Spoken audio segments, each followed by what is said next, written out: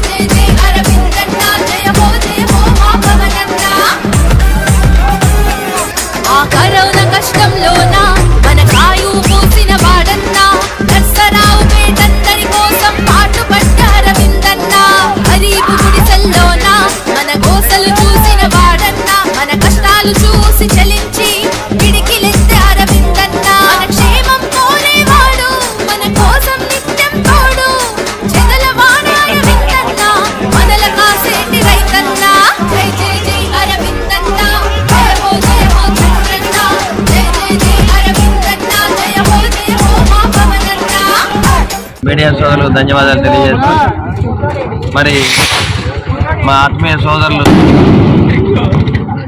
Telugu Desam party నాయకులు, కార్యకర్తలు, మహిళలు, అదేవిధంగా జనసేన పార్టీ నాయకులు, కార్యకర్తలు, వీళ్ళ మహిళలు, బీజేపీ నాయకులు, కార్యకర్తలు వీళ్ళందరి దీవెనలతోటి చంద్రబాబు నాయుడు మరి నాకు వాళ్ళ బీఫామ్ ఇవ్వడం జరిగింది.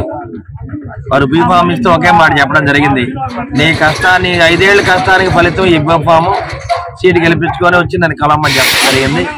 నాతో పాటు ప్రతిపాటి పొలాలు, అదేవిధంగా మరి చింతమనేని ప్రభాకర్ గారు వీళ్ళందరూ కూడా ఉండడం జరిగింది.